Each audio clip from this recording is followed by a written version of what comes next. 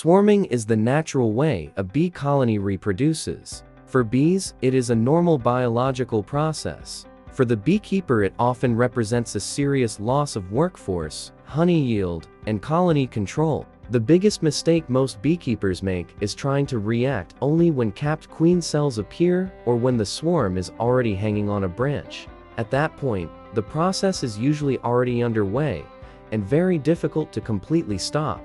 Experienced beekeepers do not wait for the final phase. They monitor the first signals. The colony shows much earlier. Those early signs are exactly what make the difference between a stable, productive colony and a lost swarm in the middle of the main nectar flow. It is very important to understand one fact. Bees do not decide to swarm overnight. The swarming impulse develops gradually. Sometimes even weeks before the swarm leaves, the colony begins changing its behavior, organization, and work structure inside the hive. The problem is that many beekeepers observe only the final symptoms while ignoring the early changes. When large queen cells appear close to being capped, the process has already entered the final phase. Deeply, at that point, every delay can mean losing the swarm. That is why early recognition is the key to professional beekeeping. One of the first signs of a possible swarming impulse is explosive colony growth. At first glance, this looks ideal. Many bees, heavy pollen intake, strong flight activity, a hive full of life. However, that is exactly when the conditions for swarming begin to develop. When the number of young bees becomes too large compared to the available space and amount of work inside the hive. Excess energy builds up within the colony. Young bees, without enough activity, become one of the main triggers of the swarming impulse. Very strong spring colonies always require increased monitoring. Experienced beekeepers know that the problem is not having a weak colony before the acacia flow. The problem is having an overly strong colony without enough space and ventilation. This is one of the most important factors. The queen must have free space for laying eggs. When bees begin filling the central brood nest with nectar and pollen, the queen gradually loses space for egg laying. At that point, the biology of the colony begins to change. Reduced egg laying decreases the production of queen pheromones. And those pheromones are exactly what maintain colony stability. When their intensity weakens, bees transition into a swarming state much more easily. That is why professional beekeepers do not only watch the number of bees, they monitor how much actual working space the queen truly has available. A hive may appear exceptionally strong, but if the brood nest is blocked with honey, the swarming process is very close. One of the very early signs is the formation of larger groups of young bees in front of the hive entrance. Many beginners mistakenly interpret this as normal ventilation or bearding caused by heat. However, when a colony enters the swarming impulse, a specific accumulation of large numbers of young bees at the entrance is often noticeable even when temperatures are not extremely high. This is a sign that the internal hive space has become overloaded. The bees practically no longer have enough room for normal work organization.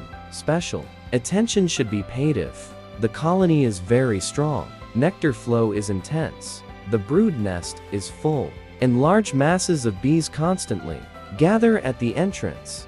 This often precedes the appearance of queen cells. If you want to understand the complete swarming process, from the earliest signs to professional control methods, watch the entire colony, biology, and behavior series on the channel. It includes connected episodes about the swarming impulse, colony behavior, queen biology, brood nest blockage, swarm triggers, and methods for preventing swarm loss. True understanding of swarming does not come from a single video, but from connecting colony biology step by step. In a colony entering the swarming impulse, the queen often becomes lighter and more mobile.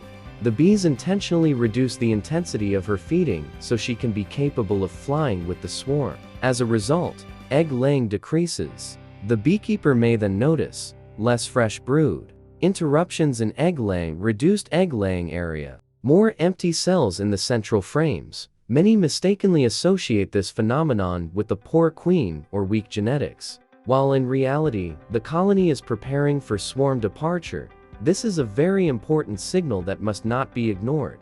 Queen cups by themselves are not proof of swarming. Bees often build them preventively. However, their number and development provide very important information. When a colony seriously begins entering the swarming impulse, the number of queen cup bases increases rapidly. It is especially important to monitor whether they contain eggs, larvae, royal jelly. The moment bees begin intensive feeding of future queens, the swarming process enters a serious phase. Open queen cells containing royal jelly represent one of the final warning moments when intervention is still possible without major loss of colony strength. Capped queen cells mean swarm departure is approaching very quickly. Experienced beekeepers often say they can feel when a colony is entering swarming. That is not accidental. Bee behavior changes. The colony becomes less work active, slower on the frames, less focused on comb building, more nervous during inspections, heavier to work with. Sometimes reduced interest in nectar intake is even noticeable despite a good nectar flow. A large number of young bees remain without real work, which additionally strengthens the swarming impulse. An experienced beekeeper recognizes these changes long before the swarm appears. Temperature inside the hive plays a massive role. Overcrowded colonies with poor ventilation enter the swarming impulse much more easily. During warm spring days, additional stress develops inside the colony. The bees then spend enormous energy cooling the hive. If the hive lacks enough space and airflow, the colony receives another signal that it is time to divide. That is why professional beekeepers, during periods of intense development, expand space on time, provide ventilation, prevent brood nest blockage, maintain proper frame arrangement. Many swarms are actually not caused by a bad queen, but by poor space management. Not all colonies are the same.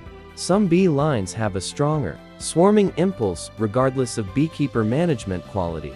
That is why serious queen selection represents one of the most important long-term factors in swarm control. Colonies with stable genetics remain work active longer, utilize nectar flow better, enter the swarming impulse more slowly, tolerate overcrowding more easily. In contrast, poorly selected colonies may enter swarming even with good space and proper management. That is why serious beekeeping cannot exist without serious queen selection. Beginners often believe that simply destroying queen cells will solve the problem. That is one of the most common mistakes in beekeeping. If the colony is already deeply inside the swarming state, simply removing queen cells usually does not solve the root cause of the problem. Bees often build new queen cells very quickly. The swarming impulse is not just the presence of queen cells. It is a complete biological state of the colony. That is why the real goal is not destroying the consequence, but preventing the colony from entering that state in the first place. Professional beekeepers think several steps ahead.